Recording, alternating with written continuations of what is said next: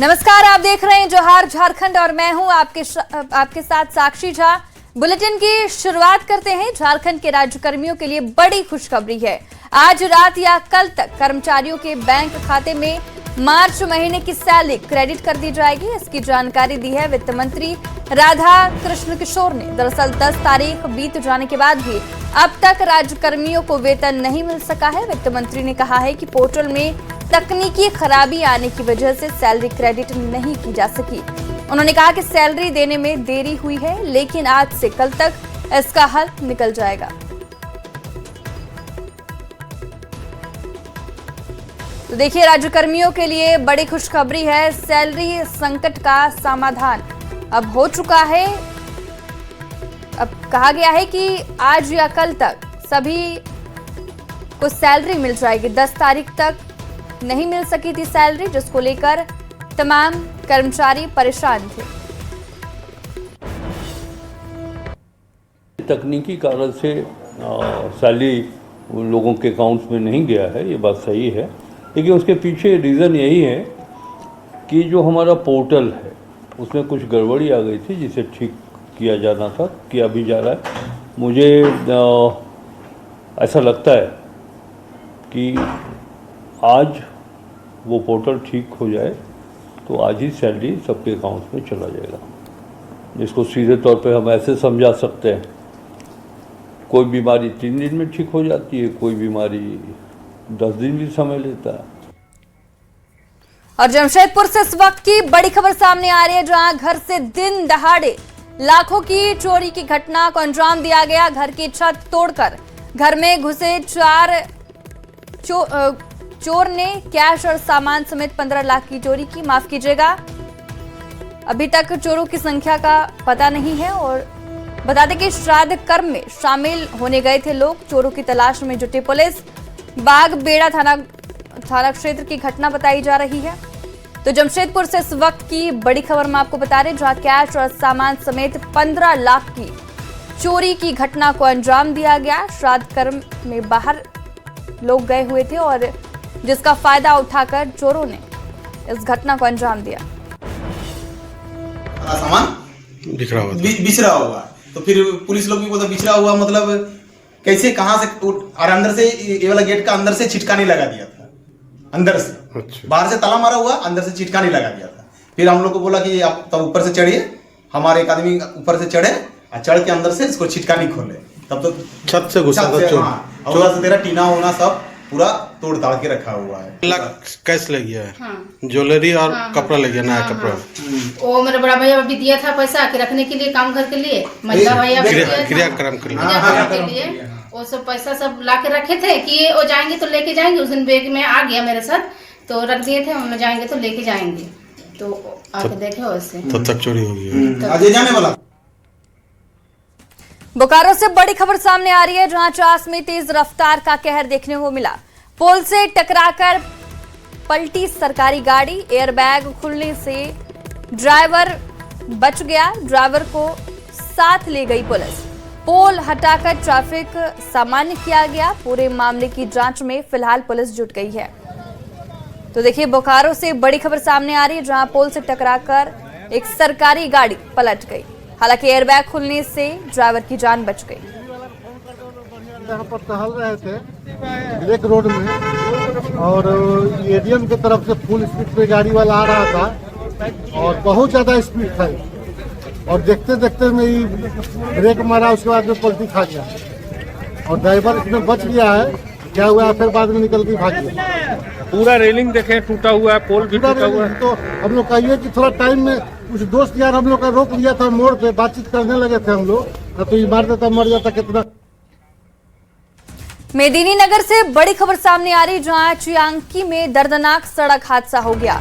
4 लेन सड़क में बनाए गए अधूरे ब्रिज से स्कूटी लेकर गिरा एक बच्चा। मौके पर ही उसकी दर्दनाक मौत हो गई। जानकारी के मुताबिक अधूरे ब्रिज के ऊपर बच्चियां बर्थडे मना रही थी। तभी बर्थडे में शामिल 12 साल का एक बच्चा स्कूटी चलाते हुए अधूरे बने ब्रिज से गिर गया। एसएचआई की बड़ी लापरवाही है, क्योंकि अधूरे ब्रिज के ऊपर बैरिकेडिंग भी नहीं किया गया।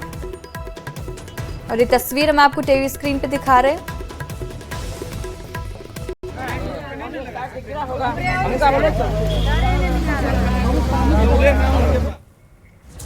जामताड़ा से बड़ी खबर सामने आ रही, जहां शराब माफिया मनोज मंडल पर दबिश दी गई। अवैध शराब निर्माण पर यह बड़ी कार्रवाई की गई।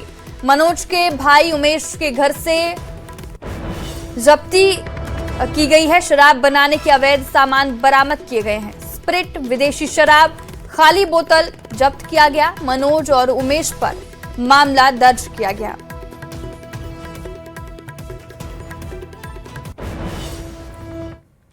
बारह अप्रैल को धनबाद जिले के 77 परीक्षा केंद्रों पर झारखंड उत्पाद सिपाही प्रतियोगिता परीक्षा 2023 आयोजित की जाएगी।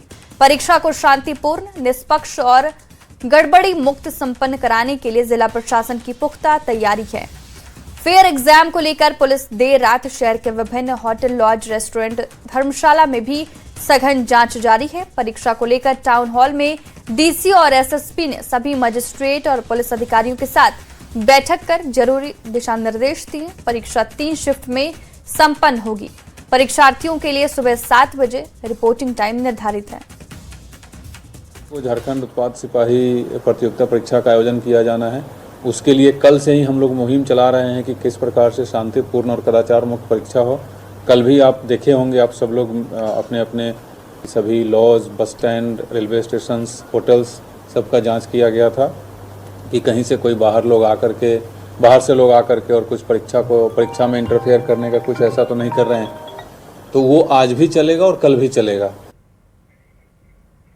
झारखंड हाईकोर्ट के आदेश के बाद रामगढ़ में पतरातू के पीटीपीएस हैसला पंचायत से अतिक्रमण हटाया जा रहा है। अतिक्रमण हटाओ अभियान का आज दूसरे दिन भी जमकर विरोध हुआ। प्रशासन की कार्रवाई के विरोध में पूर्व केंद्रीय मंत्री यशवंत सिन्हा और रामगढ़ के पूर्व विधायक शंकर चौधरी धरने पर बैठ गए। यशवंत सिन्हा ने प्रशासन पर संवेदनहीन होने का आरोप लगाया और बसाने से पहले ही उजाड़ने पर सवाल उठाए। कार्रवाई के दौरान पुलिस और स्थानीय लोगों में नोकझोंक होती रही। बता दें कि पीटीपीएस के हैसला में 223 एकड़ जमीन को उद्योग लगाने के लिए झारखंड सरकार ने जियाड़ा को ट्रांसफर किया है।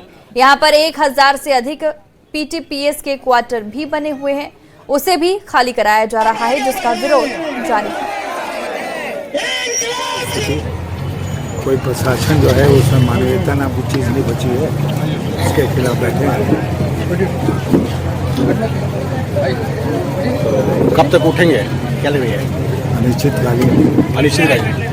यहाँ के लोग माननीय यशवंत सिन्हा जी पूर्व वित्त मंत्री के पास गए थे और उसी के निमित्त आज आए हैं और इन्होंने भी यहाँ की व्यवस्था को देखकर बहुत चिंतित है और उन्होंने यहाँ पर धरने पर बैठने की घोषणा की है। हम लोगों ने डीसी से भी बात करने का प्रयास किया, लेकिन डीसी से बात नहीं हो पाई। अब हम लोगों ने मैसेज दे दिया है, अब प्रशासन के कोई लोग आते हैं, क्या समाधान निकलता है उसी के आधार पर हम लोग आगे की कार्रवाई करेंगे।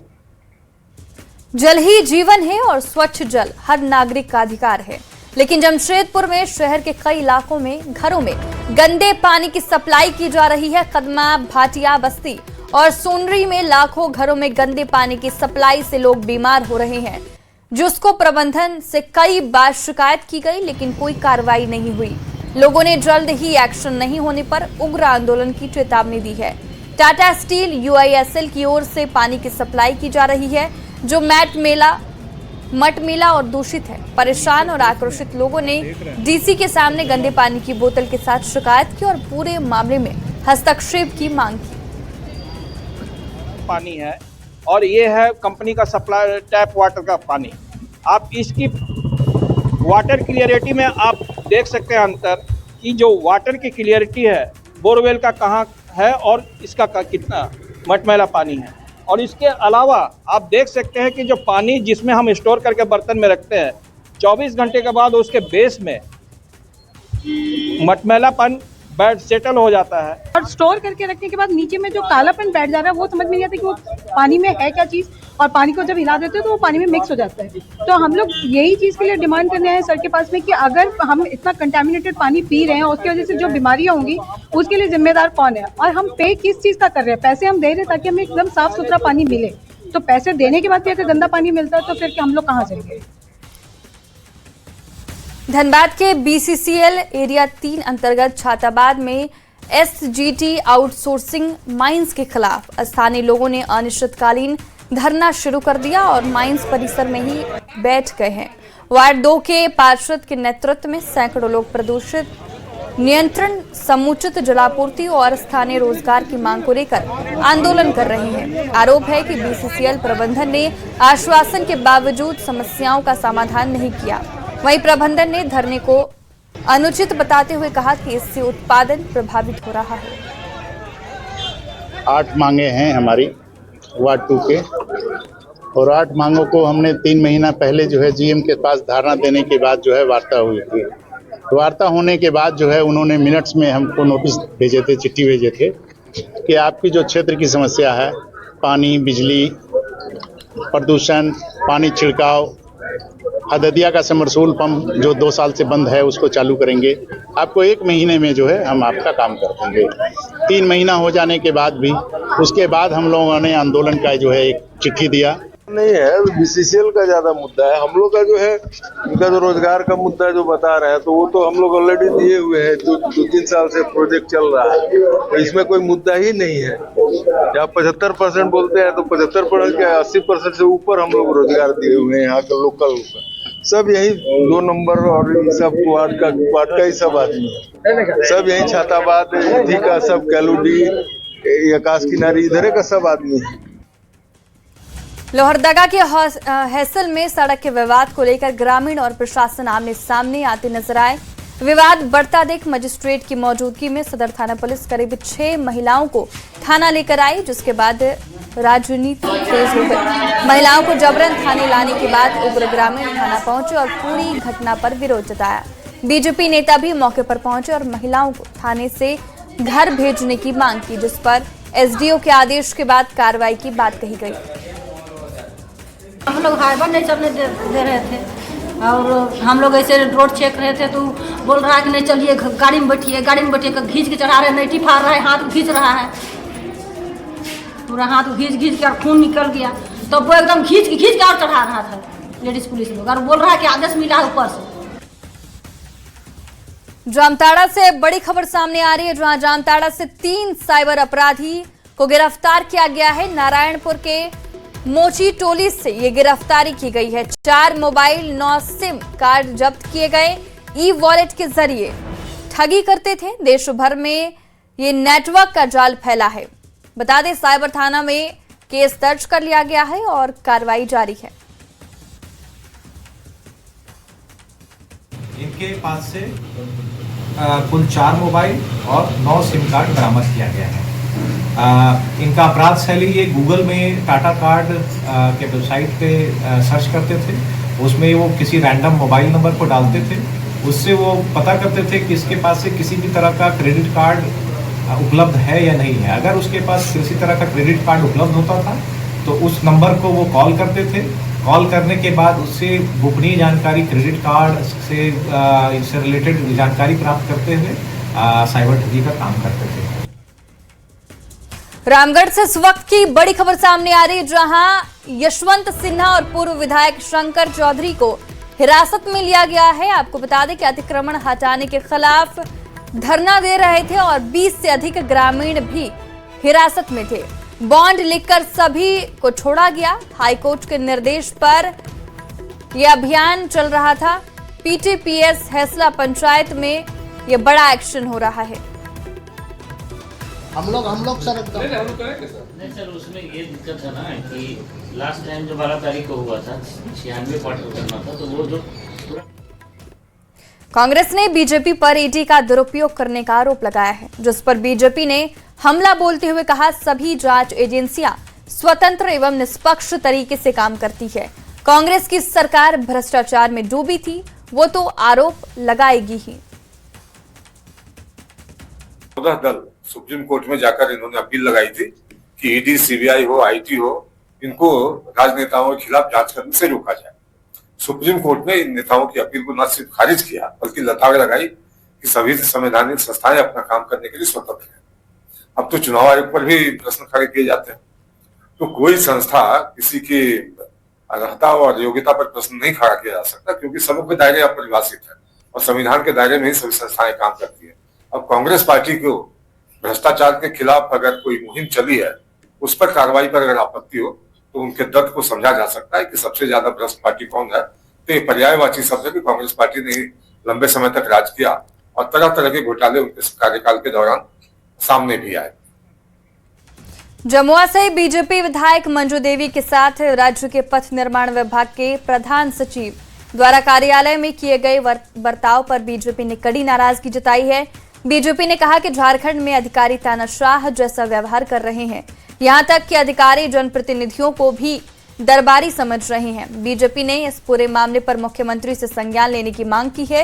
बता दें कि जमुआ से बीजेपी विधायक मंजू कुमारी अपने क्षेत्र की समस्याओं को लेकर पथ निर्माण विभाग के प्रधान सचिव सुनील कुमार से मुलाकात के लिए पहुंची थी। आरोप है कि इस दौरान उक्त अधिकारी रवैया अहंकार पूर्ण देखने को मिला। इस पूरे मामले पर नेता प्रतिपक्ष बाबूलाल मरांडी ने भी सोशल मीडिया हैंडल एक्स पर नाराजगी जाहिर करते हुए लिखा है कि पथ निर्माण विभाग पहले ही भ्रष्टाचार के दागों से सना हुआ है और अब उसके अधिकारी जनप्रतिनिधियों को भी दरबारी समझने लगे हैं।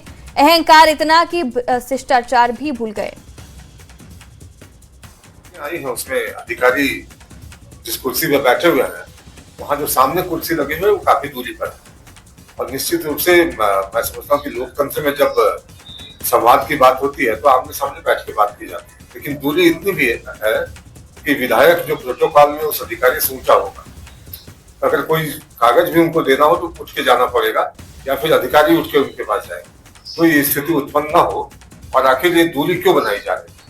सामने बैठ के बात की जा सकती है, किसी समस्या का समाधान हो तो उस पर आपस में विचार विमर्श किया जा सकता है, लेकिन ये दूरी मैं समझता हूँ कि लोकतंत्र में उचित नहीं।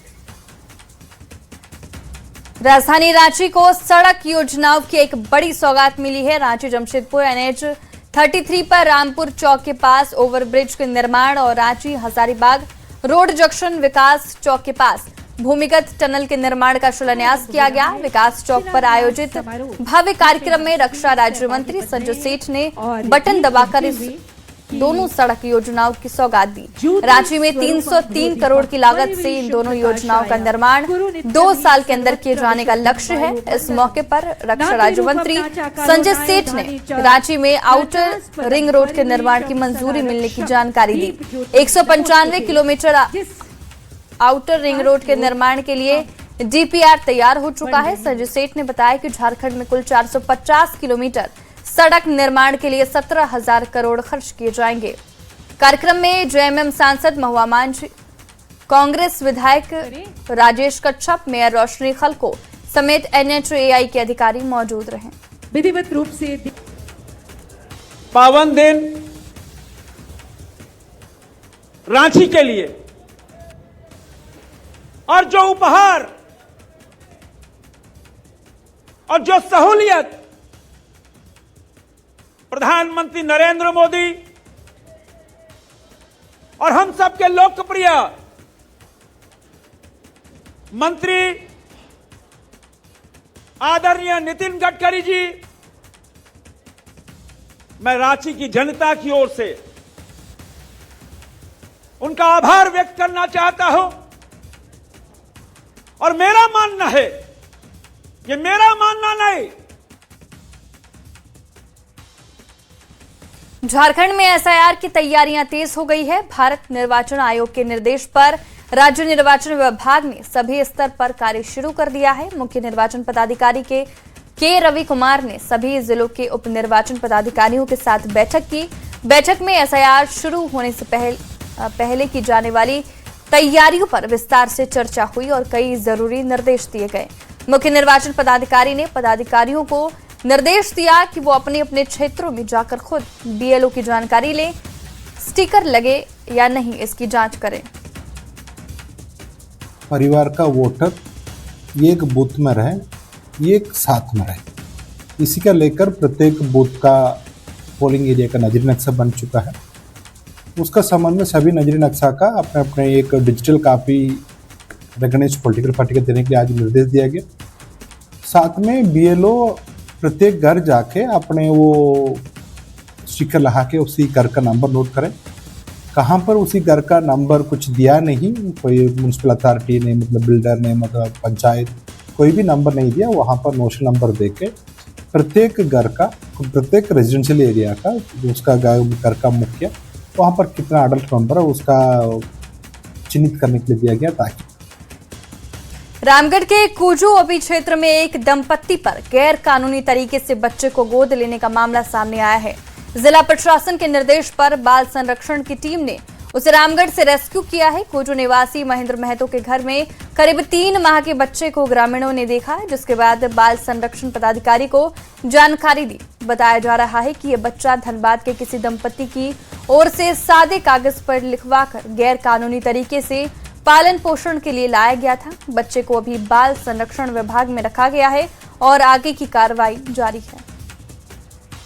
तो उनके द्वारा धनबाद के किसी दंपत्ति से उन्होंने एक बच्चे को गोद लेने के लिए एक सादे कागज़ पे लिख के वो बच्चे को ले आए थे। विधिवत रूप से वो जबकि नहीं है, तो हम लोगों के पास एक कंप्लेन आया। उस कंप्लेन के आधार पे हम लोग यहाँ जांच के लिए आए। जांच करने के दौरान में हमको ये मिला कि ये बच्चे को ये प्रोसेस से नहीं लिए हैं। प्रोसेस होती है कारा के वेबसाइट से ही आपको लेना होता है, बच्चे को गोद की प्रक्रिया करनी पड़ती है। ये इनके पास वैसा कोई डॉक्यूमेंट्स नहीं था। साहिबगंज के महासिंहपुर पंचायत में पीडीएस दुकानदार सोमाय मुर्मू पर गंभीर आरोप लगे हैं। कार्डधारियों का आरोप है कि अनाज लाभुकों में वितरित करने की बजाय बाजार में बेच दिया गया। इसे लेकर ग्रामीणों ने विरोध प्रदर्शन किया और विभाग को लिखित शिकायत भी सौंपी, लेकिन कोई कार्रवाई नहीं हुई। राजमहल प्रखंड आपूर्ति पदाधिकारी का कहना है कि डीलर के पास लगभग 82 क्विंटल राशन का स्टॉक उपलब्ध दिखाया जा रहा है, लेकिन भौतिक जांच में 2 से 2.5 क्विंटल ही अनाज पाया गया, जो मामले को और संदिग्ध बनाता है। जनवरी, फरवरी, मार्च हो गया, अप्रैल हो गया, प्लस उसमें से दारू पी के वो फ्लैट रहता है। और सरकार से हम चाहते हैं कि ये हम लोग का राशन मिले। से पूछने जाते तो बोलता है कि ऊपर से चावल नहीं मिल रहा है हम लोग को, तो हम लोग क्या करेंगे, यही बात बताता है। और अगल बगल का गांव में तो चावल मिल ही रहा है हमारे यहाँ छोड़ के।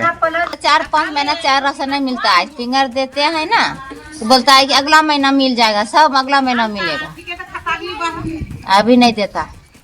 और अगला महीना जाते हैं तो कहीं अब अभी नहीं किया है, आप लोग फिंगर देते हैं, ऊपर नहीं जाता है। पहले से ही 82 कुंटल खाद्यान्न उपलब्ध है, जिसका वितरण इनको प्रति माह करना है, बट वो कर नहीं रहे हैं। तो इनकी जांच जो हुआ उसका हम लोग रिपोर्ट बना के कार्रवाई के लिए आगे हम लोग जिला भेज चुके हैं। और यहाँ नुकते एक छोटे से ब्रेक के लिए, ब्रेक के बाद जल्द होंगे हाजिर।